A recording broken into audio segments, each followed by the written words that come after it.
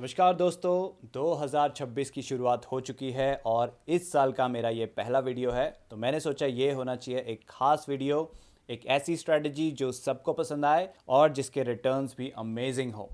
तो पेश करता हूँ आपके लिए द एल्केमिस्ट स्ट्रैटेजी 2026। ये स्ट्रैटेजी दी है हमें हमारे प्रिय महेश कौशिक सर जी ने। इसका वीडियो उन्होंने 3 साल पहले बनाया था, 2022 में अगस्त में। फिर मैंने उसकी कुछ एनहांसमेंट्स की थी और अब मैं लेकर आया हूँ आपके लिए इसका लेटेस्ट वर्जन एल्केमिस्ट 2026। तो इसको इन्हांस किया है मैंने Krishna fire in India channel. तो आइए आपको बताता हूँ क्या है नई चीज़ें जो मैंने आपके लिए इस स्ट्रैटेजी में एनहांस करके एक बहुत बेहतरीन गूगल शीट बनाई है। काफ़ी हफ्तों की मेहनत लगी है उसे बनाने में, तो उम्मीद करता हूँ आपको पसंद आएगी।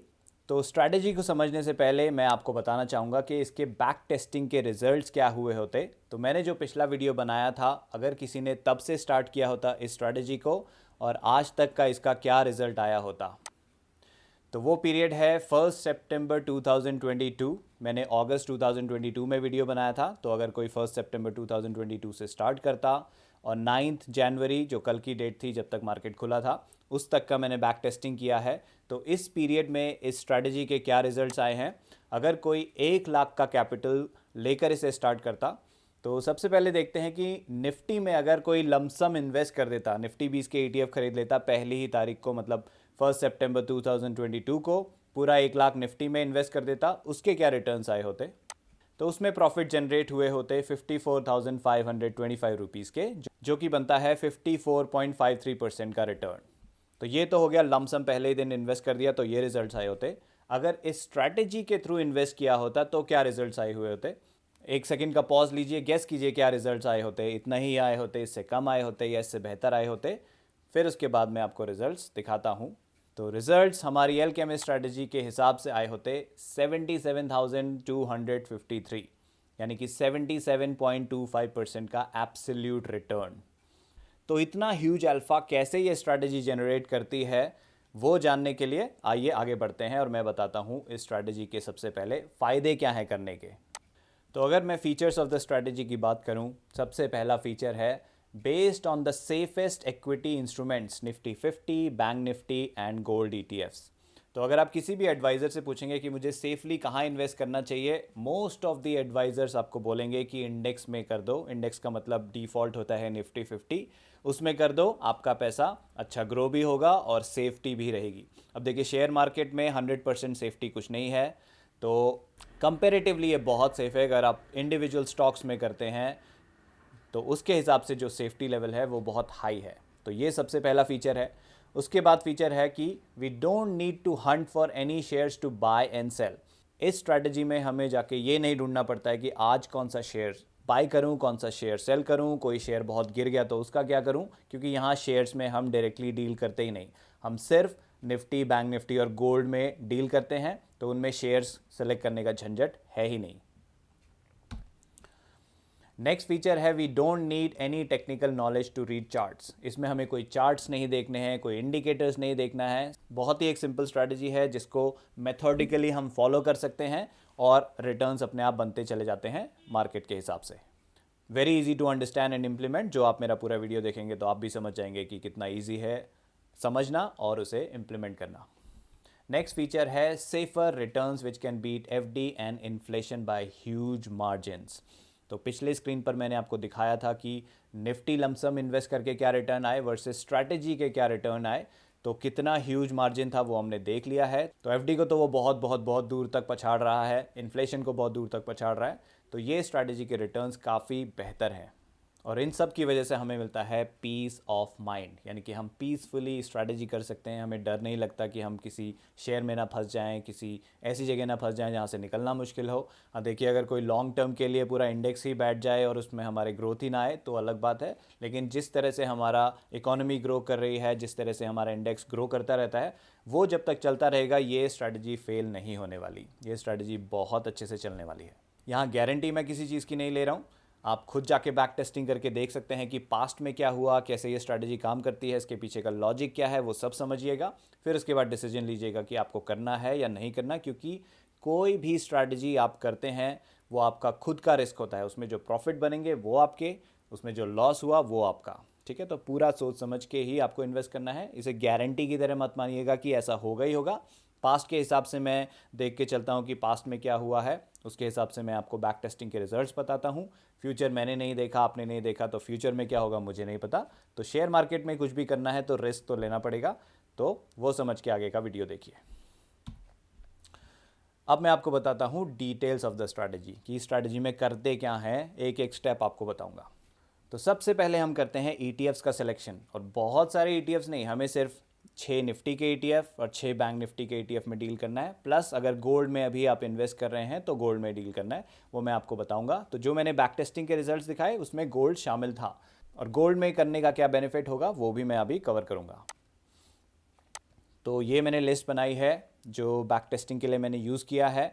तो ये 6 जो लेफ्ट में दिख रहे हैं ETF ट्रैक 1 वो है हमारे निफ्टी 50 के ETF, और ETF ट्रैक 2 है हमारे बैंक निफ्टी के ETF। तो इनमें कैसे कैसे इन्वेस्ट करना है वो मैं आपको आगे बताता हूँ। तो start of investment in first ETF। तो पहले दिन जब आप इन्वेस्टमेंट स्टार्ट करेंगे तो क्या करना होगा आपको, सबसे पहले आपको डिसाइड करना है कि कितने ओवरऑल कैपिटल से आप करना चाहते हैं।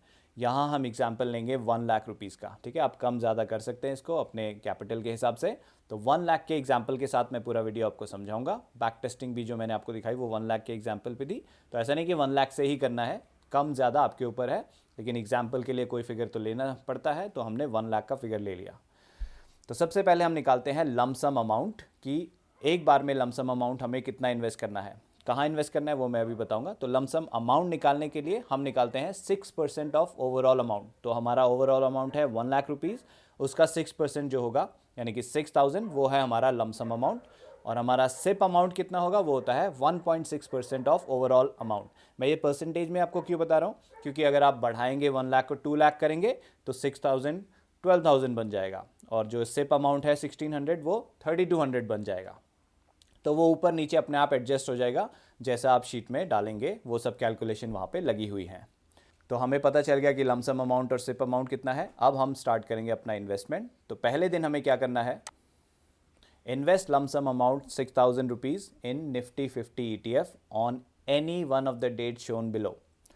1st, 5th, 10th, 15, 20th, 25th, हम ये डेट्स को लेके चलते हैं ताकि हमारा सिस्टम एक मेथड के हिसाब से चले, लॉजिक के हिसाब से चले और इजी टू फॉलो हो, दिमाग में हमें डेट्स भी याद रहें। तो 1st, 5th, 10th, 15, 20th and 25th हमारी डेट्स होती हैं जब जब हम इन्वेस्टमेंट करते हैं। तो सबसे पहले जब भी आप स्टार्ट कर रहे हैं, पहला ETF जब आप बाई करेंगे इनमें से किसी भी डेट पे बाई करेंगे। इनमें से किसी भी डेट पे क्यों बोल रहा हूँ, क्योंकि अगर आप महीने के बीच में ये वीडियो देखते हैं और आप स्टार्ट करना चाहते हैं महीने के बीच से ही, तो इन डेट्स पे ही स्टार्ट करना है ताकि आपका जो सिस्टम है, शीट में मैंने जो सिस्टम बनाया है वो इन डेट्स के हिसाब से है, ठीक है। लमसम इन्वेस्ट करने के बाद बारी आती है सिप इन्वेस्टमेंट करने की। तो हमने जब पहला ETF खरीद लिया उसमें हम SIP स्टार्ट कर देते हैं। कैसे, start a SIP of ₹1600 in first ETF on the same date next month. तो यहाँ पे मैंने एग्जांपल दिया है, if you had done the lump sum purchase on first of the month, पहली तारीख को अगर आपने लमसम परचेज किया है, then the first SIP will be done on first of next month. अभी मैं कैलेंडर पे भी आपको दिखाऊंगा ये। तो पहली तारीख को आपने पहला ETF खरीदा, या जब भी जिस भी डेट पे आप कोई एक ETF खरीद रहे हैं, से पहला ETF पहली को खरीदा, तो उसका सिप जो होगा वो अगले महीने की पहली तारीख को पहला सिप होगा। फिर उसके नेक्स्ट महीने उसका नेक्स्ट सिप होगा। तो उसकी डेट फिक्स हो जाएगी कि वो उसी दिन या तो लमसम बाय होता है या उसकी सिप होती है, उसकी डेट फिक्स्ड है। हाँ, कभी हॉलीडे पड़ गया उस डेट पे तो हम डेट को आगे मूव कर देते, क्योंकि कई बार सैटरडे संडे आ सकता है, कोई नेशनल हॉलीडे आ सकता है जिस दिन मार्केट बंद हो, तो हम डेट्स को आगे मूव कर देंगे। लेकिन जब उस दिन पे ओपन है तो उसी दिन हम सिप करेंगे जो हमारी फिक्स डेट है। वो भी कैलेंडर में भी आपको समझाऊंगा और अच्छे से समझ में आएगा आपको। और ये सिप कब तक चलती रहेंगी, जब तक कि हम ओवरऑल यूनिट्स पे उस ETF के 5% प्रॉफिट बुक ना कर लें, ठीक है। लमसम किया पहली तारीख को, उसके बाद फिर अगली पहली तारीख को, अगले महीने की पहली तारीख को हमने सिप किया, उसके अगले महीने की पहली तारीख को हमने नेक्स्ट सिप किया। ऐसे करते रहेंगे सिप सिप सिप जब तक 5% प्रॉफिट ना आ जाए। Start of investment in second ETF। अब सेकेंड ETF में कब करना है, पहला तो हमने माना कि फर्स्ट को हमने बाय कर लिया। Invest the same lump sum amount, example ₹6000 in the second Nifty 50 ETF after 5 days from the first ETF। तो जिस भी दिन आप स्टार्ट कर रहे हैं, पहले दिन आपने जो भी ETF परचेज किया उसके 5 दिन बाद, ऑफ कोर्स वो डेट्स फिक्स्ड है 1, 5, 10, 15, 20, 25।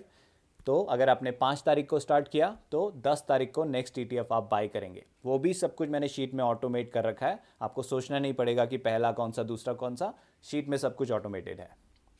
तो दूसरा ETF हम 5 दिन बाद बाय करेंगे ताकि थोड़ा गैप हो हमारे बाइंग में और हमें एक डिफरेंट प्राइस मिल पाए। और उस सेकेंड ETF में सिप कब होगी, क्योंकि हमने उसका लमसम परचेज 5th को किया है, उसके अगले महीने 5th को उसकी सिप होगी, फिर उसके एक और महीने आगे 5th को सिप होगी। मतलब 5th जो है उसके लिए फिक्स हो गया है उसकी बाइंग के लिए। अगर पहला बाय है तो लमसम 5th को करेंगे और उसके अगले फॉलोइंग मंथ्स में हम उसकी सिप्स करते रहेंगे 5th को, जब तक कि उसमें 5% का प्रॉफिट बुक ना हो जाए।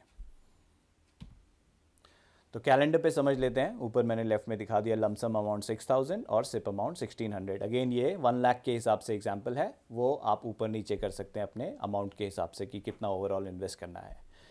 तो अगर आप जनवरी 2026 का कैलेंडर देखें और यहाँ हमने साल के स्टार्टिंग में ही स्टार्ट किया होता, तो पहला ETF हम बाय करते फर्स्ट को, थर्सडे था उस दिन, मार्केट खुला था, हम बाय कर लेते। उसके बाद नेक्स्ट ETF कब करते, 5th को, यानी कि मंडे को हम सेकेंड ETF में लमसम इन्वेस्ट कर देते सेम मंथ में। और थर्ड ETF को हम वैसे तो 10th को बाय करना बनता है, लेकिन 10th को था सैटरडे, तो 10th और 11th छुट्टी थी, तो उसके बाद मार्केट खुला 12th को, तो हम 12th को करेंगे। ठीक है, तो हमारी डेट्स फिक्स्ड है 1, 5, 10, 15, 20, 25। लेकिन अगर उनमें से किसी डेट पे छुट्टी हो जाती है तो हमें डेट्स आगे मूव कर देनी है और तब जाके हमें बाइंग करनी है, क्योंकि बंद मार्केट में हम बाय नहीं कर सकते, ये सिर्फ ओपन मार्केट में ही बाय होता है। ठीक है, ये हो गया पहले मंथ का। उसी तरह ये 3 ETF तक मैंने दिखा दिया और हमारे पास हैं टोटल 6 ETFs। तो नेक्स्ट ETF होगा 15th को, थर्सडे होता है वहाँ पे। उसके बाद नेक्स्ट ETF 20th को। अब नेक्स्ट मंथ आता, वहाँ पे हमें क्या करना है, वहाँ पे हमारी वैसे तो फर्स्ट की बनती है सिप, लेकिन क्योंकि फर्स्ट को संडे था तो हम सेकेंड को सिप करेंगे जो ETF 1 था, क्योंकि हमने ETF 1 को कब बाय किया था, 1 जनवरी। तो 1 फरवरी को उसकी सिप बनती है, लेकिन 1 फरवरी छुट्टी थी, तो 2 फरवरी को हम उसकी सिप कर लेंगे। फिर जो सेकेंड ETF है 2, उसकी सिप हम करेंगे 5th को, क्योंकि हमने उसका पहला बाय 5th को किया था। और जो थर्ड ETF है उसकी सिप हम करेंगे 10th को, क्योंकि उसका पहला लमसम बाय हुआ था 10th को। तो यहाँ तक हमने समझ लिया कि हम लमसम कैसे बाय कर रहे हैं और फिर उसमें सिप कैसे कर रहे हैं, और तब तक सिप कर रहे हैं जब तक कि 5% का प्रॉफिट बुक नहीं कर लेते। अब हम जानते हैं कि start of investment in second track of ETF। तो शुरू में मैंने आपको दिखाया था फर्स्ट ट्रैक जिसमें निफ्टी 50 के ETF होते हैं, एक सेकेंड ट्रैक होता है हमारे पास जिसमें होते हैं बैंक निफ्टी के ETF। तो बैंक निफ्टी वाले कब बाय करने हैं उसको समझते हैं। When any Nifty 50 ETF falls by -5%, invest same lump sum amount ₹6,000 in its counterpart Bank Nifty ETF। ठीक है, तो निफ्टी 50 का कोई भी ETF, हमारे पास 6 ETF है, उनमें से जो भी पहले 5% गिर जाए, उसका जो काउंटर पार्ट बैंक निफ्टी का ETF है उसमें हम लमसम स्टार्ट कर देंगे, 6,000 उसमें इन्वेस्ट कर देंगे और फिर उसकी मंथली सिप स्टार्ट हो जाएगी। जिस भी डेट पे हमने पहला बाय किया वो बैंक निफ्टी का ETF, उसके अगले महीने उसी डेट पे हम सिप करेंगे। ऑफ कोर्स वो वाला रूल की छुट्टी हो तो डेट्स आगे मूव कर दें, वो हर जगह एप्लीकेबल है, लेकिन सेम डेट्स पे हम बाय करते हुए चलेंगे। ठीक है, वो भी शीट में ऑटोमेटिकली सब कुछ आपके लिए ट्रैक होगा। तो ये देखिए ट्रैक 1, ये सारे ट्रैक हैं। निफ्टी बीज अगर गिरता है 5% से तो उसका काउंटर ETF है उसी के सामने बैंक बीज। निफ्टी YI ETF गिरता है तो उसका काउंटर है बैंक I ETF। तो मैंने काउंटर्स कैसे बनाए हैं, निफ्टी बीज होता है निप्पॉन का ETF, बैंक बीज भी निप्पॉन का है। तो सेम कंपनी के ETFs मैंने लिए हैं काउंटर बनाने के लिए, काउंटर पार्ट बनाने के लिए। ठीक है, तो ट्रैक 2 हमें समझ में आ गया कब बाय करना है। अब कैलेंडर पे समझ लेते हैं ट्रैक 2 का। निफ्टी बीज फेल बाय -5% ऑन 9th मार्च। तो अभी थोड़ी देर पहले हमने देखा था कि 1 जनवरी को हमने निफ्टी बीज बाय किया होता क्योंकि वो ETF नंबर 1 है। तो आगे जा जाके सपोज मार्च 9 को वो 5% फॉल हो जाता है, तो उस दिन हमें बैंक बीज जो उसका काउंटर पार्ट ETF है वो बाय कर लेना है सेम लमसम अमाउंट पे। जो भी हमने निफ्टी बीज लमसम अमाउंट बाय किया था वही सेम लमसम अमाउंट बैंक बीज बाय करने के लिए यूज़ करेंगे हम। और फिर 9th को हमने बाय कर लिया तो इस वाले बैंक बीज की अब 9th फिक्स हो जाएगी जब तक उसमें प्रॉफिट बुकिंग नहीं होती। तो नेक्स्ट मंथ अप्रैल में क्या होगा, 9th को हम बैंक बीज में 1600 रुपीज़ की SIP शुरू कर देंगे। तो 9 अप्रैल, 9 मई, 9 जून ऐसे करते हुए सिप करेंगे जब तक कि बैंक बीज वाले ETF में 5% बुक नहीं हो जाता। ठीक है, तो काउंटर पार्ट ETF तभी एक्टिवेट होते हैं जब उनका जो मेन ट्रैक 1 का ETF है वो 5% गिरता है। तब तक काउंटर पार्ट ETF हम बाय ही नहीं करते, तब तक हम मेन ETF को ही बाय, लमसम बाय और सिप चलाते रहते हैं। ठीक है, तो काउंटर पार्ट तभी होता है जब नीचे गिरता है। वो इसलिए क्योंकि देखिए, जब गिरता है हमारा इंडेक्स तो हमें बाइंग आती है बैंक निफ्टी में, और ये जब रिकवरी आती है तो बैंक निफ्टी फटाक से रिकवर करके हमें जल्दी से प्रॉफिट बुकिंग दे देता है।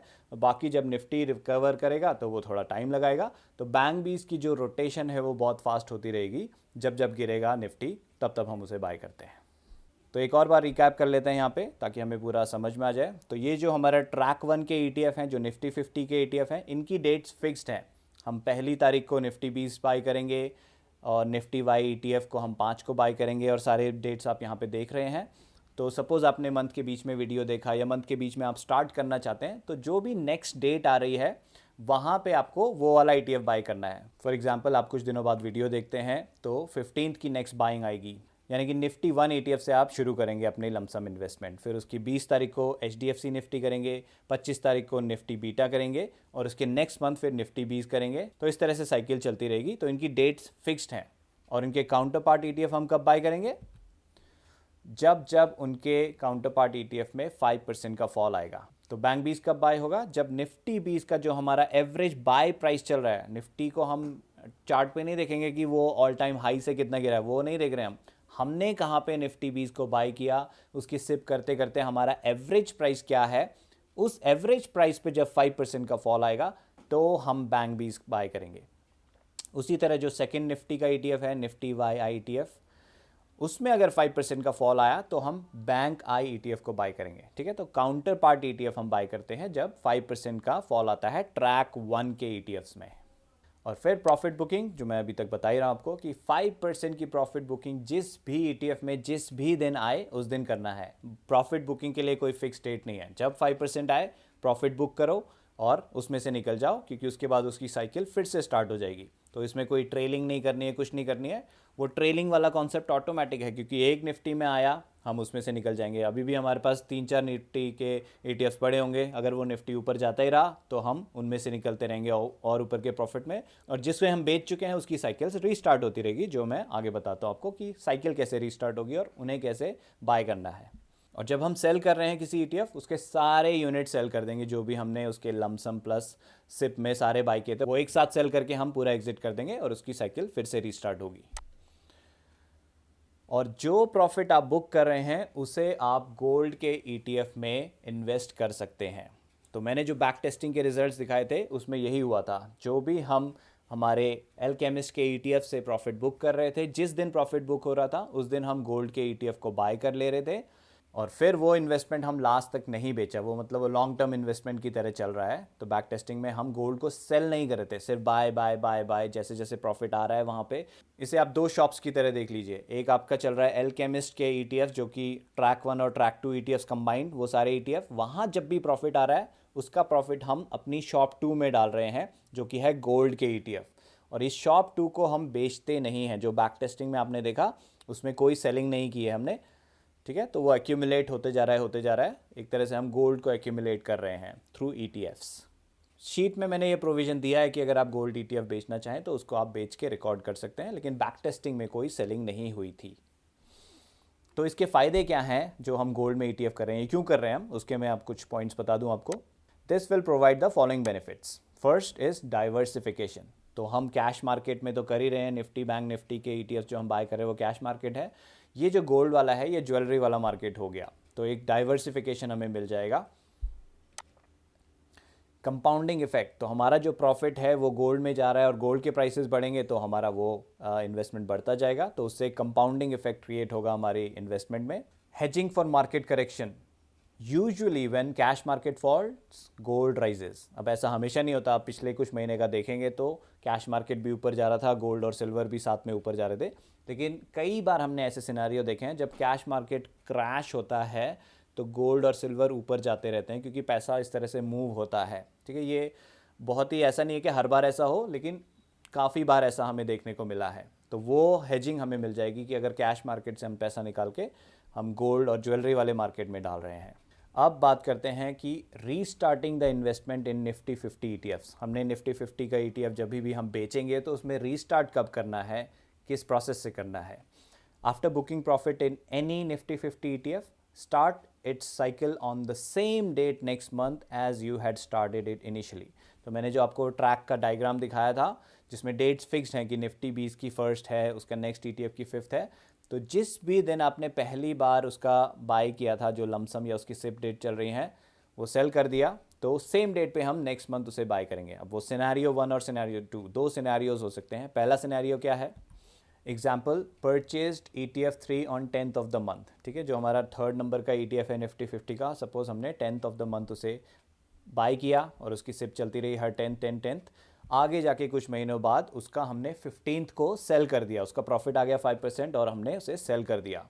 तो क्योंकि हमने उसे 15th को सेल किया और उसकी बाइंग डेट है 10th, यानी कि अब हम वेट करेंगे अगले महीने 10th जब आएगा तब उस ETF 3 को हम लमसम दोबारा बाय कर लेंगे लमसम अमाउंट से।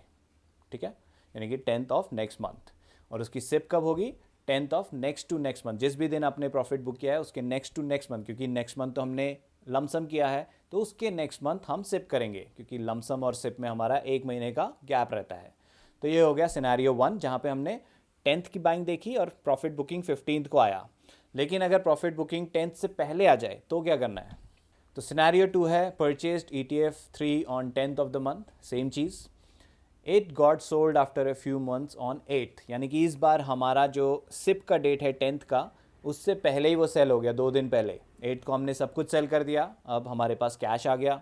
तो हम क्या करेंगे, 10th of the same month हम लमसम स्टार्ट कर देंगे, उसमें लमसम इन्वेस्ट कर देंगे और फिर उसकी साइकिल दोबारा स्टार्ट हो जाएगी। क्योंकि बुकिंग 10th से पहले आ गई तो हम उसी मंथ स्टार्ट कर सकते हैं। अगर 10th के बाद आ रही है तो हम एक महीना वेट करेंगे। एक महीना मतलब पूरा 30 डेज वेट नहीं होगा, उस डेट का वेट करेंगे अगले महीने आने के लिए, जो हमने सिनेरियो 1 में देखा। सिनेरियो 2 में हम सेम मंथ में स्टार्ट कर सकते हैं क्योंकि वो डेट आई नहीं थी अभी परचेज करने की। और ऐसा भी हो सकता है सिनेरियो 3 की 10th को हमारी प्रॉफिट बुकिंग आ जाए, तो उस केस में भी आप डिले कर देंगे, मतलब उसको दोबारा सेम डे पे तो बाय नहीं करेंगे, ना हम 11th को बाय करेंगे, हम अगले महीने जाके उसका लमसम साइकिल स्टार्ट करेंगे। वो सिनेरियो 3 हो गया आपका। तो दोस्तों हमने देख लिया कि स्ट्रैटेजी क्या है, समझ लिया स्ट्रैटेजी क्या है। अब इसको समझते हैं कि गूगल शीट में हमें इसे कैसे इस्तेमाल करना है। तो दोस्तों ये है इस स्ट्रैटेजी की गूगल शीट, जिसका नाम है Alchemist 2026 FIFO, और इसे मैंने जनवरी 2026 में बनाया है। मैं डेट भी डाल दूंगा जिस दिन मैं इसे रिलीज़ करूंगा। तो जैसा आप जानते हैं कि डेट वो होती है जब मैं रिलीज़ करता हूं। अगर कोई इसमें फ्यूचर में अपडेट्स आते हैं तो मैं डेट चेंज कर देता हूं, ताकि हमें पता चल जाए कि अभी का वर्जन कौन सा चल रहा है। तो यहाँ सबसे पहले हमें मिलती है स्ट्रैटेजी शीट, जिसके टॉप में मैंने आपको डिस्क्लेमर दे दिया है। जैसा कि मैं हर वीडियो में आपको बोलता ही हूँ, आप कोई भी स्ट्रैटेजी करें, शेयर मार्केट में रिस्क है तो अपने रिस्क पे करना है, उसमें बने हुए प्रॉफिट आपके हैं, उसमें बना हुआ लॉस भी आपका है। तो अपने रिस्क के हिसाब से स्ट्रैटेजी कोई भी चूज़ कीजिएगा और करिएगा। बाकी इस शीट की अगर आपको कॉपी बनानी है, वैसे जब आप शीट लेंगे तो उसका जो लिंक है वो कॉपी के फॉर्म में ही होगा, डायरेक्टली आपके लिए कॉपी बनाएगा। लेकिन फ्यूचर में अगर आपको कभी कॉपी बनानी है तो फाइल में जाके मेक अ कॉपी करने से आप इस शीट की कॉपी बना सकते हैं और उसे यूज़ कर सकते हैं। यहाँ मैंने सारे स्टेप्स दे दिए हैं जो अभी मैंने आपको वीडियो में समझाए। थोड़ा नीचे जाएंगे तो ओरिजिनल शीट्स लिंक। तो जब भी मैं किसी शीट में कोई अपडेट करता हूँ तो उस शीट का एक्सेस देने के लिए, वो अपडेट्स का एक्सेस देने के लिए आपको मैंने ओरिजिनल शीट लिंक दिया है। तो इस पे जब आप हवर करेंगे और यहाँ क्लिक करेंगे तो खुल जाएगी मेरी ओरिजिनल शीट लिंक, जिसमें नए अपडेट्स हो गए होंगे, और उसकी कॉपी बना के आप उसमें जो भी चेंजेस होंगे वो आपको मिल जाएंगे और उसमें आप अपना डेटा ट्रांसफ़र करके आगे की शीट यूज़ कर सकते हैं। जब मैं फ्यूचर में रिलीज़ करता हूँ अपडेट, तब के लिए ये प्रोसेस है। फिर नेक्स्ट मैंने आपको दिया है मास्टर ETF शीट्स लिंक। तो जब मैंने ETF शॉप 3.0 बनाया था तब मैंने मास्टर ETF शीट तब से दे रहा हूँ, इसे लगभग 2 साल हो गए हैं। तो इस वाली शीट में आपको सारे अंडरलाइंग एसेट्स के ETFs मिल जाएंगे, उनका डिटेल डेटा मिल जाएगा। और यहाँ पे वो क्या काम का आने वाली है, निफ्टी 50 के और बैंक निफ्टी के और गोल्ड के या किसी और सिल्वर के, अगर उसमें आप इन्वेस्ट करना चाहते हैं, वो ETFs आप चूज़ करना चाहें तो मास्टर ETF शीट से आप ETFs देख सकते हैं। क्योंकि आज के जो ETFs हैं जो वर्किंग हैं वो मैंने दे दिए हैं हो सकता है फ्यूचर में उनके कोड्स बदल जाएं या कोई और नए ETF आ जाएं जिन्हें आप यूज़ करना चाहें। तो मास्टर ETF शीट में हर हफ्ते अपडेट करता रहता हूं, वहां से जाके आप ETFs के कोड उठा सकते हैं और अपनी शीट में डाल सकते हैं। फिर है फायर इन इंडियाज़ वीडियो, तो आज के वीडियो का लिंक मैं यहाँ पे दे दूंगा। महेश कौशिक सर्च वीडियो, तो जैसे मैंने कहा कि ये स्ट्रैटेजी बेस्ड है मेरे गुरुजी महेश चंद्र कौशिक के वीडियो पर, जो कि 2022 में आया था। तो उसका लिंक मैंने यहाँ पे दिया है। जो भी और सीखना चाहते हैं, अच्छे से सीखना चाहते हैं, उनका वीडियो ज़रूर देख लीजिएगा। ये पार्ट 3 का वीडियो है, वो अलग अलग पार्ट्स में आया था, उसमें ही आपको बाकी पार्ट्स के वीडियो लिंक्स भी मिल जाएंगे वहाँ पे। और आप मेरे चैनल पे जाके भी एल्केमिस्ट सर्च कर सकते हैं, जो लोग डिटेल में और जानना चाहते हैं कि मैंने पास्ट में जब बनाया था तो क्या क्या मैंने डिटेल शेयर करी थी। वैसे तो जो मैं आज कवर कर रहा हूँ वो A to Z स्ट्रैटेजी का है, तो आपको उन वीडियोस को रेफ़र करने की ज़रूरत नहीं है सीखने के लिए। हाँ, जिनको और ज़्यादा अच्छा लगता है वीडियोस देखना, पास्ट में क्या हुआ था, मैंने कैसे समझाया था, वो देखना है, तो आप मेरे चैनल पे जाके एल्केमिस्ट सर्च करेंगे तो आपको पुराने वीडियोस एल्केमिस्ट के मिल जाएंगे। ठीक है, तो यहाँ पे मैं आज का वीडियो दे दूंगा। बैक टेस्टिंग शीट, आपको खुद की बैक टेस्टिंग करनी है तो ये बैक टेस्टिंग शीट का इस्तेमाल कर सकते हैं। मैं आपको दिखा देता हूँ ये कैसे काम करती है। तो ये है हमारी बैक टेस्टिंग की शीट। इसमें इनपुट एंड आउटपुट शीट में आपको जाना है। आज के हिसाब से जो भी ETF कोड्स चल रहे हैं वो मैंने डाले हैं। अगर आप फ्यूचर में मे बी 6 महीने, 1 साल बाद वीडियो या 2 साल बाद वीडियो देखते हैं, तब तक हो सकता है कोड्स बदल गए हों, तो आप कोड्स मास्टर ETF शीट से नए कोड्स ले सकते हैं। इन कोड्स का क्या कंडीशन है, उनका डेटा क्या क्या है, वो मैंने ETF की शीट में दे दिया है, ताकि आप देख सकें कि जो कोड्स आप डाल रहे हैं उनका डेटा कब से अवेलेबल है, ताकि बैक टेस्टिंग आप सही से कर पाएँ। तो यहाँ पे मैंने डिफ़ॉल्ट डेट्स जो डाली हैं बैक टेस्टिंग की, वो वही हैं जो मैंने वीडियो के शुरुआत में आपको बैक टेस्टिंग के रिजल्ट बताए थे। ये वो डेट है जब मैंने वीडियो बनाया था, और ये एज्यूम कर रहा हूँ कि उसके 1 महीने बाद से आपने शुरू करी होती है स्ट्रैटेजी, और लास्ट जो भी ट्रेडिंग डे हुआ है 9 जनवरी तक करा होता, तो उसके क्या रिजल्ट्स आए होते जो मैंने आपको शुरू में दिखाया। तो यहाँ पे आप डेट्स चेंज कर सकते हैं, चाहे तो ETF के कोड भी चेंज कर सकते हैं, जो भी येलो में पार्ट है वो आप चेंज कर सकते हैं। ठीक है, टोटल टू बी इन्वेस्टेड कितना अमाउंट लेके चलते हैं, यहाँ मैंने 1 लाख का एग्जांपल लिया, वही डाला है। ये आप चेंज करेंगे तो automatically lump sum amount, SIP amount change हो जाएंगे अकॉर्डिंगली, जो मैंने शुरू में फॉर्मूला बताया था। और सेल टारगेट जो मैंने बैक टेस्टिंग लेटेस्ट की है उसमें 5% का सेल टारगेट और 5% के फॉल पे सेकंड ट्रैक स्टार्ट करना, वो आइडियल रहा है, तो वही यहाँ बैक टेस्टिंग में दिया है। इसको आप बढ़ा घटा के अपनी बैक टेस्टिंग भी कर सकते हैं अगर आपको और रिसर्च करनी है तो डिफ़ॉल्ट सारी कंडीशन जो मैंने बैक टेस्ट करी वो ऑलरेडी डली हुई होंगी। अगर आपको चेंज करना है तो आप कर सकते हैं। तो बहुत कुछ है इसमें, बेसिकली हर एक ETF की एक शीट बनी हुई है। आप नीचे देखेंगे ETF 1 जो कि फर्स्ट निफ्टी 50 का ETF है, ETF 1.1 जो कि बैंक निफ्टी का उसका काउंटर पार्ट ETF है, जो यहाँ पे हमें दिख रहा है ट्रैक 2 में। ETF 2 निफ्टी 50 का सेकेंड ETF जो यहाँ पे दिख रहा है हमें, और उसका काउंटर पार्ट ETF है 2.1। तो हर एक शीट में उन सब की बैक टेस्टिंग रन होती है इन डेट्स के लिए, एज़ पर द कंडीशन जो भी मैंने आपको बताया कि क्या क्या लॉजिक से कब बाय होता है, कब सेल होता है, कब सिप होता है, कब ट्रैक 2 स्टार्ट होता है, वो सब ऑटोमेटिकली इन शीट्स में होता है और उनके रिजल्ट्स यहाँ पे आ जाते हैं। मेन रिजल्ट जो है वो यहाँ पे दिखेगा आपको, परफॉर्मेंस रिजल्ट्स। तो यहाँ पे हमें ये पता चल जाता है कि आज की डेट में अगर लास्ट तक हम देखते तो करेंटली इन्वेस्टेड कितना अमाउंट हमारा होता, और मैक्स इन्वेस्टमेंट हमारा कहाँ तक गया था, वो अमाउंट यहाँ दिख रहा है। और क्योंकि कभी कम इन्वेस्ट होता है, कभी ज़्यादा होता है, तो एवरेज कितना इन्वेस्ट रहता है हमारा एक टाइम पे, वो दिख रहा है 42,000।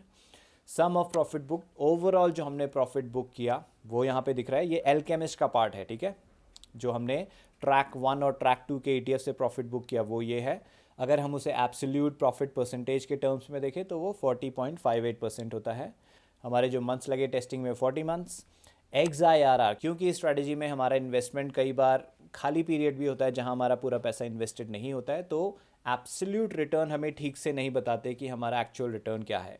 तो ऐसे कंडीशन में जहां मल्टीपल बाइज कर रहे हैं, फिर सेल कर रहे हैं, फिर दोबारा स्टार्ट कर रहे हैं, बाइंग और सिप्स कर रहे हैं, उसके केस में हमें XIRR से रिटर्न को इवैल्यूएट करना होता है। तो यहाँ पे XIRR मैंने दे रखा है, XIRR ऑफ ETFs ओनली, मतलब ये जो ट्रैक 1 और ट्रैक 2 हैं उनके ETFs।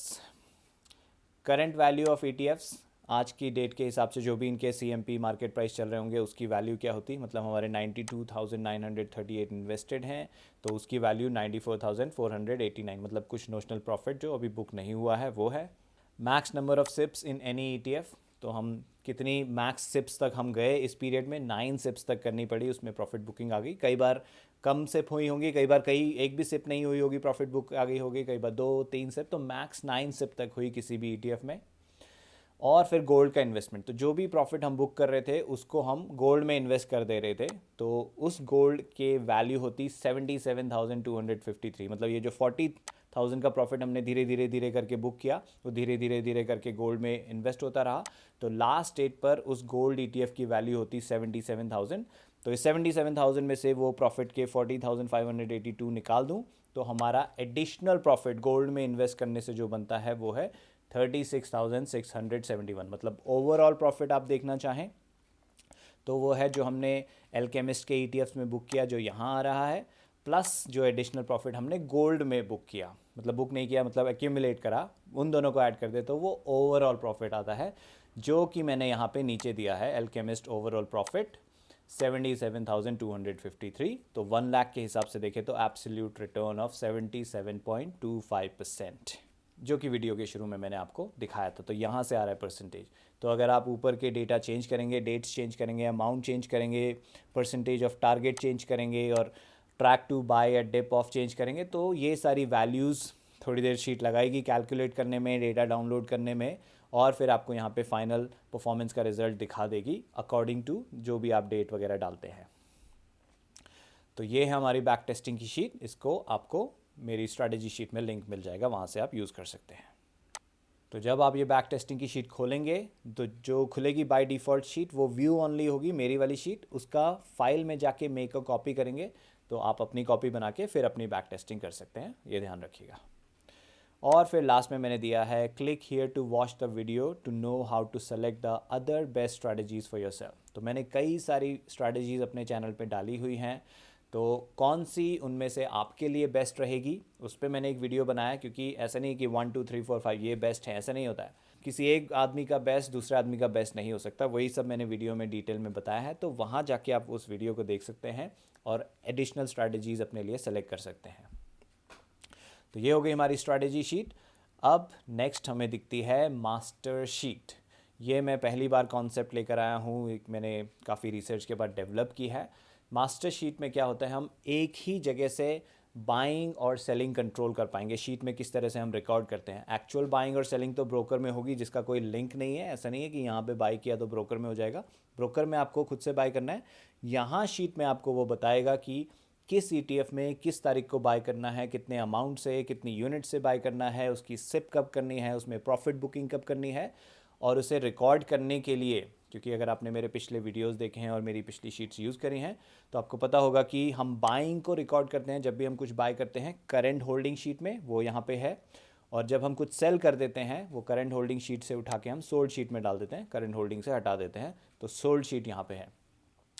तो ये बाकी स्ट्रैटेजीज़ में करंट होल्डिंग में जाके, सोल्ड में जाके इंडिविजुअली करना पड़ता है, लेकिन मैंने ये मास्टर शीट, क्योंकि इस स्ट्रैटेजी में वो मेरे को डिज़ाइन करने का मौका मिला। लिमिटेड ETFs हैं और हमारी डेट्स वगैरह फिक्स्ड हैं, तो वो मैंने डिज़ाइन करा है। तो कैसे यूज़ करेंगे अब देखेंगे आप इसको, मतलब इस शीट को देख के आपको इस स्ट्रैटेजी से प्यार हो जाएगा और देखेंगे कि कितने आराम से आप इसे एग्जीक्यूट कर सकते हैं, उस चीज़ से प्यार हो जाएगा और कल ही स्टार्ट करने का मन करेगा। तो थोड़ा जूम आउट कर लेता हूँ ताकि शीट हमें एक साथ पूरी की पूरी दिखाई दे। जूम इन मैंने इसलिए किया था ताकि अगर कोई मोबाइल पे वीडियो देख रहा है तो उसे देखने की आसानी हो, लेकिन क्योंकि मुझे पूरा आप दिखाना है तो मैंने जूम आउट किया है। लैपटॉप पे आपको आराम से दिखेगा, मोबाइल में थोड़ा हो सकता है आपको पिंच जूम करना पड़े उंगलियों से देखने के लिए। तो यहाँ पे सबसे पहला क्या दिख रहा है हमें, इन्वेस्टिंग प्रॉफिट्स एल्सवेयर। इस पर हवर करूँगा मैं माउस तो क्या है, selecting yes will not add compounding effect to Alchemist ETFs because the profits are reinvested elsewhere and not reused here and no will apply the compounding effect। Basically यहाँ पे yes और no कब select करना है। अगर आप इस strategy को कर रहे हैं ट्रैक 1 और ट्रैक 2 में तो करना ही करना है, वो तो बाय डिफ़ॉल्ट है। लेकिन जो भी प्रॉफिट आप बुक कर रहे हैं, अगर आप उसे किसी गोल्ड में या सिल्वर में कहीं और इन्वेस्ट कर रहे हैं, यानी कि इस स्ट्रैटेजी से निकल के वो कहीं और कैपिटल चला जा रहा है, तो वो कैपिटल यहाँ रीयूज़ नहीं हो सकता ना। तो हम येस सेलेक्ट करेंगे यहाँ पे कि हाँ भाई हम गोल्ड में इन्वेस्ट कर रहे हैं, ताकि ये जो टोटल टू बी इन्वेस्टेड है वो चेंज ना हो।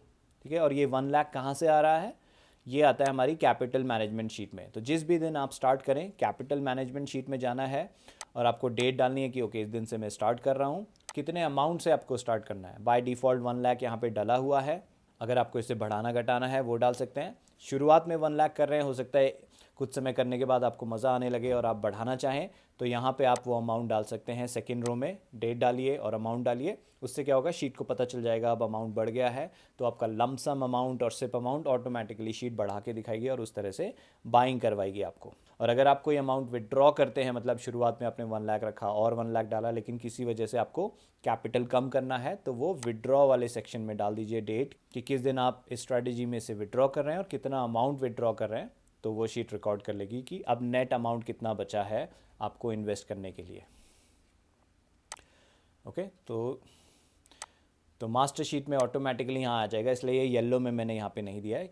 तो जहाँ भी येलो में होगा वहाँ डेटा इनपुट आप कर सकते हैं मैनुअली, जहाँ येलो नहीं है मतलब वहाँ फॉर्मूलाज लगे हैं, वहाँ डेटा आप छेड़छाड़ नहीं करना, वो कहीं और से आ रहा है। ठीक है, तो समझ लीजिए ये मैंने आपको बता दिया, total to be invested capital management से आ रहा है और इसके बेसिस पे ये निकाल रहा है कि लमसम हमें 6000 करना है। अगर हमने टोटल टू बी इन्वेस्टेड बढ़ा रखा होता, से 2 लाख किया होता, ऑटोमेटिकली लमसम अमाउंट 6000 की जगह 12000 होता। तो अगर मुझे बढ़ाना है तो यहाँ नहीं बढ़ाऊँगा, मैं जाऊँगा कैपिटल मैनेजमेंट शीट में और मैं यहाँ पे बोलूँगा ओके मुझे 2 लाख से स्टार्ट करना है। अब वापस मास्टर शीट में जाऊँगा, देखिए यहाँ पे 2 लाख हो गया और लमसम ऑटोमेटिकली डबल हो गया, सिप भी डबल हो गया, क्योंकि मैं वहाँ से कंट्रोल कर रहा हूँ कितना अमाउंट मुझे रखना है। तो वापस 1 लाख के एग्जाम्पल से ही हम देखेंगे ये सब। ठीक है, और सेल टारगेट यहाँ पे मैंने येलो में दिया है, तो आप चेंज कर सकते हैं। जो मैंने बैक टेस्टिंग करी है 5% के सेल टारगेट पे और -5% के फॉल पे सेकंड ट्रैक स्टार्ट करना, वो ऑप्टिमल रिजल्ट्स आए हैं हमारे रिसेंट पीरियड में, तो वही मैंने डिफ़ॉल्ट दिया है। आप बढ़ाना घटाना चाहें तो यहाँ से कर सकते हैं। इन्हें चेंज करने से शीट आपको उसी अकॉर्डिंग सेलिंग रेकमेंड करेगी और सेकंड ट्रैक बाइंग रेकमेंड करेगी।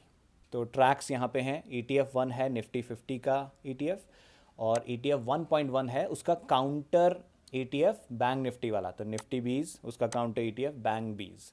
फिर नेक्स्ट निफ्टी 50 का ETF है निफ्टी आई ETF, उसका काउंटर ETF है ETF 2.1 बैंक आई ETF। तो इस तरह से इनकी नंबरिंग हो रखी है और उनके अंडरलाइन यहाँ पे लिखे हुए हैं। फिर यहाँ पे मैंने डाल रखी हैं डेट्स की, ये पहला ETF कब बाय करना है, निफ्टी 20 फर्स्ट को बाय करना है, निफ्टी वाई ETF फिफ्थ को करना है। सारे निफ्टी 50 ETFs की डेट आपको दिख रही हैं डली हुई हैं, लेकिन बैंक ETF की डेट्स क्यों नहीं डली हैं? रिकॉल कीजिए, अभी थोड़ी देर पहले मैंने क्या बताया कि बैंक निफ्टी के ETF हम तब बाय करते हैं जब उनके निफ्टी 50 ETF में 5% का फॉल आता है।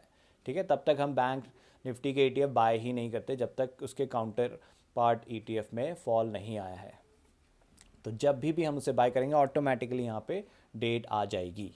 अब ये डेट ऐसे नहीं आ रही 1 जैन 2 जैन, वो आएगी यहाँ पे आगे जाके नेक्स्ट बाय डेट में आएगी। ठीक है, तो यहाँ पे सिर्फ 1, 5, 10 इसी तरह ये नंबर चेंज नहीं करना है, यहाँ पे कुछ भी चेंज नहीं करना आपको, ये ऐसा का ऐसा ही रहेगा। करंट यूनिट्स हमें दिखाएंगे, अभी हम करेंटली कितने यूनिट्स होल्ड करते हैं इस ETF के, उसमें कितना इन्वेस्टेड अमाउंट है, हमारा एवरेज प्राइस क्या चल रहा है और उस एवरेज प्राइस पे हमारा सेल टारगेट प्राइस क्या है, मतलब किस प्राइस पे जाके हम 5% बुक कर पाएंगे, करंट मार्केट प्राइस क्या है इस ETF का, नोशनल प्रॉफिट कितना चल रहा है। ये सारी फिगर्स अभी मैं करके दिखाता हूँ आपको, डेमो देता हूँ, फिर ये फिगर्स जब दिखेंगी तो और अच्छे से समझ में आएगा। तो आज है 10 जनवरी 2026। तो देखिए पहले के जो फर्स्ट 5th ये वाले ETF के आगे नेक्स्ट बाय ETF जो कॉलम R है उसमें डेट्स ब्लैंक है, तो शीट को पता है कि कौन सी डेट इस महीने की निकल चुकी है, उसमें हम पीछे जाके तो बाइंग करेंगे नहीं, कौन सी डेट आने वाली है वो शीट हमें दिखा रही है और उसके लिए बाइंग बताएगी कि किस डेट को करनी है। तो यहाँ पे भी मैंने स्मार्ट क्या किया है, जो थर्ड ETF है निफ्टी 50 का उसे हम 10th को बाय करते हैं, लेकिन 10th तो आज है, सैटरडे है, कल 11th है, संडे है, तो हम कब जाके बाय करेंगे, 12 जनवरी को करेंगे। तो ऑटोमेटिकली शीट को पता है कि 12 जैन को करना है, ये फॉर्मूला से आ रहा है। ठीक है, हमें मैनुअली नहीं फीड करना है, ये येलो कलर में नहीं है, ये ऑटोमेटिकली आपको नेक्स्ट डेट बताता रहेगा किस दिन आपको बाय करना है।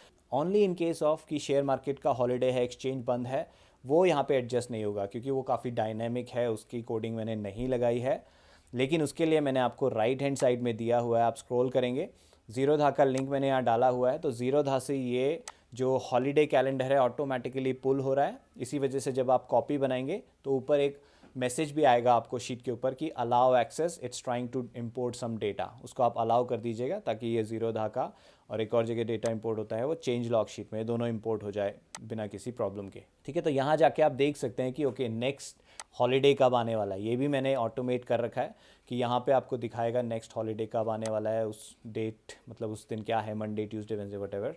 तो यहाँ से आप चेक कर सकते हो कि 26 जनवरी, 26 जनवरी ऑफ कोर्स छुट्टी है। तो यहाँ पे देखिए 26 जनवरी को ये ETF बाय करने के लिए कह रहा है, क्योंकि शीट हॉलीडेज़ का ट्रैक नहीं रखती, सैटरडे संडे का ट्रैक रखती है लेकिन हॉलीडेज़ का ट्रैक नहीं रखती है। तो हॉलीडेज़ वाला पार्ट हमें खुद से मैनुअली हमें पता होना चाहिए कि छुट्टी है, हम नहीं खरीदेंगे, एक दिन आगे जाके खरीदेंगे, मतलब 26 जैन का 27 जैन को खरीदेंगे। तो आज 10th है, सैटरडे है, शीट मुझे बाइंग के लिए कुछ नहीं दिखा रही है। तो यूजुअली तो हम बाई नहीं करेंगे, लेकिन डेमो देने के लिए आज मैं थोड़े से फॉर्मूला चेंज कर देता हूँ, फिर आपको डेमो देता हूँ, तब आपको समझ में आएगा कि अगर आज सैटरडे संडे नहीं होता तो कैसे शीट दिखाती। ओके, तो मैंने छोटा सा फॉर्मूला में चेंज किया है ये बोलने के लिए कि सैटरडे को भी मुझे बाइंग दिखा दो। वैसे तो एक्चुअल में हम बाइंग नहीं करेंगे, लेकिन डेमो देने के लिए ये ज़रूरी है। तो सपोज़ आज सैटरडे नहीं होता, 10th जैन है, तो जिस दिन बाइंग के लिए डेट आ रही है, 10th जैन की डेट है इस ETF की, तो यहाँ राइट हैंड साइड टेबल में मुझे आ रहा है by date, track, ETF code, underlying asset, ये ऑटोमेटिकली आ गया है मेरे को। ये मुझे ये वाला ETF बाय करना है, तो मुझे क्या करना है, पहले जाके ये ETF अपने ब्रोकर में बाय कर लेना है। बाय करने के बाद ठीक है, क्वांटिटी मेरे को पता चल रही है यहाँ पे, और कितना इन्वेस्ट होगा, 6000 इन्वेस्ट होगा, और क्वांटिटी थोड़ा सा ऊपर इन्वेस्ट करवाएगी आपको 6000 से, क्योंकि हम एग्जैक्ट 6000 नहीं बाय कर सकते, या तो उससे नीचे करेंगे या उससे ऊपर। तो मैं प्रेफर करता हूँ थोड़ा ऊपर बाय करने के लिए, क्योंकि हमारे पास स्पेयर कैपिटल इतना बच जाता है। तो 22 क्वांटिटी आपको ब्रोकर में जाके बाय करनी है। तो यहाँ देखिए मैंने लिखा है buy the ETF in broker, update the buy price column, press the buy button. तो बाय कर लिया आपने ब्रोकर में, जिस भी प्राइस पे आपने ब्रोकर में बाय किया वो यहाँ पे डालना है। तो सपोज़ मैं इसे 274 रुपीज़ 50 पैसा में बाय कर पाया होता। तो अब ये सारी डिटेल भर दी है मैंने, अब मैं बाय बटन दबाऊंगा। अभी मैं एक बार आपको ये दिखाता हूँ कि अगर मैं ये बाय प्राइस ना डालूँ तो क्या होगा। ठीक है, सपोज़ मैं बाय प्राइस डालना भूल गया और मैं बाय बटन दबाता हूँ, यहाँ ऊपर जो टॉप में आ रहा है ग्रीन बाय बटन। इससे क्या होगा, ऐप स्क्रिप्ट रन होगी, और ऐप स्क्रिप्ट सारी चीज़ें चेक करती है। अब ये क्या बोल रहा है, buy price must not be empty for row number 10, क्योंकि बाय प्राइस एम्प्टी है, क्योंकि शीट को बाय प्राइस भी पता होना चाहिए कि हमने कितने पे बाय किया, वो रिकॉर्ड करने के लिए। तो वो मैंने यहाँ पे कोडिंग डाल रखी है कि अगर हम गलती से भूल जाएं, शीट हमें रिमाइंड कराएगी। तो अब मैं जाके यहाँ डाल देता हूँ कि ओके मैंने इतने प्राइस पे बाय किया है। अब सारा डेटा आ गया, सिर्फ बाय प्राइस मुझे अपडेट करना होता है, यही येलो कॉलम है, बाकी येलो कुछ नहीं है यहाँ पे। ठीक है, तो बाय प्राइस मैंने डाला, अब बाय बटन दबाऊंगा मैं, तो शीट रिकॉर्ड कर लेगी कि ये वाला ETF मैंने बाय कर लिया है, और ये बोल रहा है बाइंग रिकॉर्डेड सक्सेसफुली। इसे ओके क्लिक कीजिए और इसकी बाइंग रिकॉर्ड हो जाएगी, और जो मैंने यहाँ पे बाय प्राइस डाला था वो भी वाइप आउट हो जाएगा, क्योंकि नेक्स्ट टाइम जो भी मैं बाय करूँगा वो प्राइस डालूंगा, तो इसलिए शीट वो भी वाइप आउट कर देती है। अब ये क्लीन हो गया, क्योंकि 10th को सिर्फ एक बाय करना था मुझे, उसका बाय हो गया। वो कहाँ रिकॉर्ड हो गया ऑटोमेटिकली, जब मैंने बाय बटन दबाया वो चला गया हमारे करंट होल्डिंग शीट में। तो यहाँ देखिए वो सारा डेटा आ गया है, buy date, track, ETF code, underlying, किस प्राइस पे मैंने बाय किया, बाय क्वांटिटी, और बाकी की चीज़ें यहाँ कैलकुलेट हो गई, invested amount, total quantity, total invested, average price, current market price, और जिस दिन ये सेल के लिए एलिजिबल होगा वहाँ सेल डेट और invested amount on this date. Invested amount on this date क्या होता है, जो भी हमारा ओवरऑल स्ट्रैटेजी में अमाउंट इन्वेस्टेड होता है जिस दिन हम सेल कर रहे हैं, वो अमाउंट वो यहाँ दिखता है हमें करेंटली इन्वेस्टेड के नीचे 6039, क्योंकि अभी एक ही ETF बाय करा है, तो ओवरऑल 6039 इन्वेस्टेड है। तो जिस भी दिन सेलिंग के लिए एलिजिबल होगा वहाँ पे वो अमाउंट आ जाएगा। नोशनल प्रॉफिट कितना चल रहा है, प्रॉफिट परसेंटेज क्या है, टारगेट प्राइस क्या है, होल्डिंग डेज कितने हो गए, कितने दिन हमने पहला बाय जब किया था उस दिन से लेके आज तक कितने होल्डिंग डेज हो गए हैं इस ETF के लिए। हर एक ETF का अपना होल्डिंग डेज और ये सारे फिगर्स आएंगे। डेली चेंज परसेंटेज, इस ETF में आज के दिन क्या चेंज आया, आज के दिन मतलब ये मुझे पिछले ट्रेडिंग डे का दिखा रहा है, फ्राइडे का, उस दिन ये 0.73% गिरा था। कोई नोट्स आपको लिखना है उस परचेज से रिलेटेड, वो आप यहाँ पे डाल सकते हैं। इसका कोई स्ट्रैटेजी से रिलेशन नहीं है, ये आपके पर्सनल उसके लिए है अगर आपको कुछ मेंटेन करना है। और फिर सारे ETFs की समरी यहाँ पे आ जाएगी, और वो सॉर्टेड होगी टोटल गेन परसेंटेज, जिसमें सबसे ज़्यादा गेन होगा वो सबसे ऊपर आएगा, जिसमें उससे कम होगा उसके नीचे, और ऐसे करते करते जिसमें सबसे कम गेन होगा वो सबसे नीचे आ जाएगा लिस्ट में। वो ऑटोमेटिक सॉर्टिंग करता रहेगा, ठीक है। तो इस नई डिज़ाइन के हिसाब से आपको इस शीट में आने की ज़रूरत नहीं पड़ेगी, क्योंकि मास्टर शीट में मैंने आपको सब कुछ दे दिया है, यहीं से आप कंट्रोल कर सकते हैं। अभी मैं ये डिलीट करके दिखाता हूँ। अगर आपका स्क्रिप्ट नहीं यूज़ करना है, आपको ऐप स्क्रिप्ट आपको मैनुअली करना है, तो कैसे करना होगा, ये यहाँ से डिलीट कीजिए। इससे क्या होगा, शीट को ये पता चल गया कि हमने जो 10 जैन का ETF था वो अभी बाय नहीं किया है। तो यहाँ पे मुझे वो फिर से दिखा रहा है बाइंग के लिए। तो यहाँ पे मैं इसका डेटा फिल कर दूंगा कि मैंने कितने प्राइस पे उसे बाय किया। ये सारा डेटा कॉपी करा। अगर आपको मैनुअली करना है ये प्रोसेस है, तो ये जो ऐप स्क्रिप्ट है वो ऑटोमेटिक कर रही है इसको। आपको ये हाईलाइट करना है, करेंट होल्डिंग में जाना है, और यहाँ पे राइट क्लिक, पे स्पेशल वैल्यूज़ ओनली। जब भी आपको कोई भी डेटा मेरी शीट में पेस्ट करना है, हमेशा वैल्यूज़ ओनली ही करना, ठीक है, येलो के नीचे। तो यहाँ पे आ गया, और वो सारा डेटा ऑटो पॉपुलेट हो जाएगा उस ETF से रिलेटेड। तो ये जो मैंने मैनुअली अभी का आपको करके दिखाया, वही ये जो बाय बटन की ऐप स्क्रिप्ट है वो कर रही है, ठीक है। अभी यहाँ पे क्या हुआ, मैनुअली मैंने किया था, वो बाकी का डेटा हट गया, लेकिन ये नहीं हटा, ये मैं मैनुअली जाके डिलीट कर दूंगा। तो ये सारा चीज़ मैंने ऐप स्क्रिप्ट के थ्रू ऑटोमेट करा गया, ताकि हमें करंट होल्डिंग शीट या सोल्ड शीट में जाना ही ना पड़े, सब कुछ हम यहाँ से कंट्रोल कर पाएँ। और करंट होल्डिंग शीट में अगर हमें कभी जाके देखना है कि क्या चल रहा है ओवरऑल, तो हम जाके वो देख सकते हैं, लेकिन ये सारी समरी मास्टर शीट में हमें मिल जाएगी यहाँ पे। फिर शीट ट्रैक करती है लास्ट बाय डेट, ठीक है। तो हमने 10 जैन को बाय किया, अब इसकी सिप कब होगी, 10 फरवरी। तो शीट ऑटोमेटिकली मेरे को 10 फरवरी की डेट दिखा रही है कि अब अगली बाइंग मुझे इस ETF में 10 फरवरी को करनी है। तो जो भी बाइंग के लिए एलिजिबल होगा वो इस राइट हैंड वाले टेबल में ऑटोमेटिकली आ जाएगा, और बाई बटन दबाने से अगर मल्टीपल बाइज हैं तो सब के सब यहाँ से कॉपी होके करंट होल्डिंग शीट में पेस्ट हो जाएंगे। अभी मैं आपको सेल सिनेरियो करके दिखाता हूँ। सपोज़ इसको मैंने थोड़ा सस्ता बाय किया होता 250 260 पे, ठीक है। तो मैंने ये डाल दिया कि मैंने 260 रुपीज़ पे से बाय किया था। तो क्योंकि इसका नोशनल प्रॉफिट 5% से ऊपर चला गया है, इसलिए ये ग्रीन कलर में आ रहा है, और यहाँ टॉप में आ रहा है एलिजिबल फॉर सेलिंग 1। एक ETF मेरा एलिजिबल है सेलिंग के लिए। तो अब मुझे यहाँ नीचे देखना है ETF टू बी सोल्ड। यहाँ देखिए वो ETF आ रहा है जिसे मुझे सेल करना है। अगर इसके मल्टीपल एंट्रीज़ होते, लमसम होता और सारे सिप्स होते, वो सारी एंट्रीज़ मुझे यहाँ एक साथ दिखा देता। और फिर मुझे यहाँ पे क्या करना है, sell the ETF in the broker. यहाँ मुझे पता है कौन सा ETF है, ETF का कोड आ रहा है, कितनी क्वांटिटी उसकी सेल करनी है वो टोटल क्वांटिटी में दिख रही है, इतनी क्वांटिटी में जाके सेल करूँगा। उसके बाद मुझे ब्रोकर बता देगा कि कितने प्राइस पे मेरा एक्चुअल सेल हुआ। जितने पे भी सेल हुआ वो मुझे यहाँ पे इस येलो सेल में डालना है। सपोज़ मैं इसे सेल कर पाया होता 274 रुपीज़ 60 पैसा पे, ठीक है, वो डालूँगा मैं, और उसके बाद मुझे सेल बटन पे क्लिक करना है। और ये जाके क्या करेगा, करंट होल्डिंग शीट से डेटा कॉपी करके सोल्ड शीट में डालेगा, करंट होल्डिंग से डिलीट कर देगा, और यहाँ बोल देगा sold data recorded successfully. Okay click किया, यहाँ देखिए करंट होल्डिंग शीट में से वो जा चुका है, और सोल्ड शीट में वो आ गया है उसकी entry. The only thing you might want come to sold sheet is brokerage plus charges. अगर आपको डालने हैं तो यहाँ पे आप आके मैनुअली ब्रोकरेज डाल सकते हैं कि मुझे buying plus selling plus DP charges total कितना लगा, वो यहाँ पे डालिए। उसके बाद वो कैलकुलेट कर लेगा कि आपकी बाइंग से लेके आपकी सेलिंग तक कितने होल्डिंग डेज थे, कितना आपने प्रॉफिट बुक किया, वो प्रॉफिट परसेंटेज कितना है, income tax short term capital gain का यहाँ पे फॉर्मूला लगा है वो निकाल लिया है शीट ने, profit after deducting brokerage and income tax कितना बचता है, इंसेंटिव पेड टू सेल्फ। अब एक कॉन्सेप्ट जो हमारे गुरुजी महेश सर ने दिया है कि जो भी प्रॉफिट आप बुक करें उसमें से कुछ खर्चा अपने लिए निकाल लें, उसके बाद उसे ग्रोथ अमाउंट में जो भी बचा हुआ अमाउंट है वो रखें। तो अगर आप खुद को कुछ खर्चा देना चाहते हैं, खर्चा पानी, तो इंसेंटिव परसेंटेज में वो परसेंटेज डाल दीजिए कि प्रॉफिट में से मुझे इतना % निकाल के रख लेना है जो री इन्वेस्ट नहीं होगा। तो 20% यहाँ डाला है, शीट ऑटोमेटिकली ये जो अमाउंट है जो ब्रोकरेज और इनकम टैक्स के बाद जो अमाउंट आता है उसमें से 20% कितना बनता है वो निकालने के बाद final growth amount after tax and dividend कितना है वो यहाँ पे आ जाता है। और फिर राइट हैंड साइड में जाएंगे तो यहाँ पे हमें मंथली समरी दिख जाती है, मंथ ऑन मंथ हमारा इन्वेस्टमेंट कैसा परफॉर्म कर रहा है, जनवरी में कितना प्रॉफिट हुआ, मैक्स कितना तक इन्वेस्टमेंट हुआ था हमारा जनवरी, उसी तरह फरवरी मार्च, जिस जिस मंथ में प्रॉफिट होता जाएगा पूरे मंथ की समरी एक लाइन में आती जाएगी इस तरह से, और आप देख सकते हैं मंथ ऑन मंथ कैसा परफॉर्मेंस है।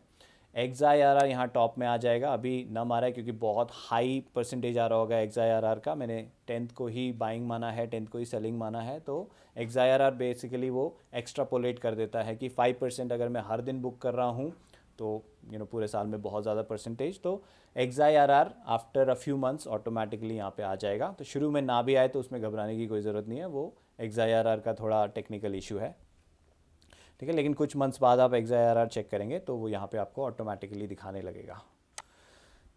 अगर आपको अपने प्रॉफिट्स री इन्वेस्ट करने हैं गोल्ड में, उसके लिए मैंने आपको दी है गोल्ड होल्डिंग शीट, और यहाँ पे मैंने कुछ डेमो दिया है कि सपोज़ 1 दिसंबर को गोल्ड में हमने इन्वेस्ट कर दिए होते 500, और ये कौन सा इन्वेस्टमेंट है कि 1 दिसंबर को मैंने कहीं से प्रॉफिट बुक किया होता या उससे एक दिन पहले प्रॉफिट बुक किया होता, 1 दिसंबर को मैं गोल्ड का ETF खरीद लेता उस प्रॉफिट अमाउंट से। फिर उसके बाद 18 दिसंबर को मैंने फिर से मेरा कोई प्रॉफिट बुक आया होता तो मैंने और ख़रीद लिया होता गोल्ड का। तो यहाँ पे आप नोट डाउन कर सकते हैं कि आप कब कब गोल्ड में इन्वेस्ट कर रहे हैं। ETF का कोड आप बदल भी सकते हैं, अगर आप चाहें तो सिल्वर में भी कर सकते हैं, चाहें तो आप किसी डेट फंड में रखना चाहें प्रॉफिट को, वो भी कर सकते हैं। डेट फंड का ETF के कोड यहाँ पे डालेंगे तो जो भी गूगल फाइनेंस में जिसका भी कोड अवेलेबल है वो आप यहाँ पे ट्रैक कर सकते हैं, ठीक है। उसमें ओवरऑल इन्वेस्टमेंट कितना है आपका, टोटल क्वांटिटी कितनी हो गई है, नोशनल प्रॉफिट क्या चल रहा है, वो सारी समरी यहाँ पे आ जाएगी। अगर आप मल्टीपल ETFs में कर रहे हैं तो सबसे टॉप में आपको सारे सबका मिला के करेंटली कितना इन्वेस्टेड है, उसकी मार्केट वैल्यू क्या है, नोशनल प्रॉफिट क्या है और नोशनल प्रॉफिट परसेंटेज कितना है। तो अगर आप अपने प्रॉफिट को गोल्ड या कहीं और इन्वेस्ट कर रहे हैं तो मेक श्योर कि मास्टर शीट में आप यहाँ पे येस सेलेक्ट करें। अगर आप नहीं कर रहे हैं, आप इसी शीट में री इन्वेस्ट करना चाहते हैं, देखिए अभी येस है तो ये जो मेरा टोटल टू बी इन्वेस्टेड है वो 1 लाख ही रहेगा, वो बढ़ेगा नहीं, क्योंकि मेरे जो प्रॉफिट हैं वो कहीं और इन्वेस्ट हो गए हैं। तो यहाँ मैं री इन्वेस्ट दो जगह तो इन्वेस्ट कर नहीं सकता, ठीक है, तो वो गोल्ड में जा रहे हैं। लेकिन अगर मैं बोलूँगा कि मैं कहीं और नहीं, मैं इसी में री इन्वेस्ट करना चाहता हूँ, यहाँ नो सेलेक्ट करूँगा, अब देखिए ये बढ़ गया 1,02,400। ऐसा क्यों हुआ, क्योंकि 1 लाख तो हम लेके चले थे शुरू में, प्लस 204 रुपीज़ का हमने जो ग्रोथ अमाउंट हमारा बन के आया है, जो सोल्ड शीट में कैलकुलेट होता है यहाँ पे 204, जैसे जैसे हम और प्रॉफिट बुक करते रहेंगे वो ग्रोथ अमाउंट ऐड होता रहेगा, और उसके कारण हमारा जो लमसम बाय है और जो सिप अमाउंट है वो ऑटोमेटिकली बढ़ता रहेगा। तो येस और नो सेलेक्ट करने से ये फ़र्क आएगा यहाँ पे, ठीक है। मैं बाय डिफ़ॉल्ट इसे येस रखने वाला हूँ, एज्यूमिंग कि आप गोल्ड में इन्वेस्ट करने वाले हैं, ओके। और गोल्ड में जो आप इन्वेस्ट करेंगे मैंने दिखा दिया, गोल्ड होल्डिंग शीट में आप रख सकते हैं कि कब कब बाय कर रहे हैं। अगर आप इसे सेल करना चाहते हैं तो उसके लिए भी मैंने गोल्ड सोल्ड वाली शीट दी है। तो यहाँ लिखा है copy paste this data column A to column H from gold holding sheet, जिस भी दिन आप सेल कर रहे हैं, ठीक है। तो यहाँ गोल्ड होल्डिंग शीट में जाएंगे, A से लेके H तक जो एवरेज प्राइस है वहाँ तक का कॉपी करेंगे जो भी आप यूनिट सेल कर रहे हैं, और उसको यहाँ पे पेस्ट करके फिर डाल देंगे सेल प्राइस कितना, किस पे आपने सेल किया, किस डेट को आपने सेल किया, और ब्रोकरेज वगैरह कितना लगा आपका, बाइंग सेलिंग और DP चार्जेस, बाकी का कैलकुलेशन की होल्डिंग डेज कितने थे, profit amount, profit percentage, income tax, profit after deducting brokerage and income tax, वो यहाँ पे है। इंसेंटिव वाला मैंने यहाँ पे नहीं लगाया क्योंकि इंसेंटिव वाला हम सोल्ड शीट में ऑलरेडी रख चुके हैं, तो यहाँ पे अलग से रखने का कोई सेंस नहीं बनता। और फिर आपकी गोल्ड की प्रॉफिट बुकिंग की समरी यहाँ पे आ जाएगी, XIRR भी आपको यहाँ गोल्ड का दिख जाएगा, ठीक है।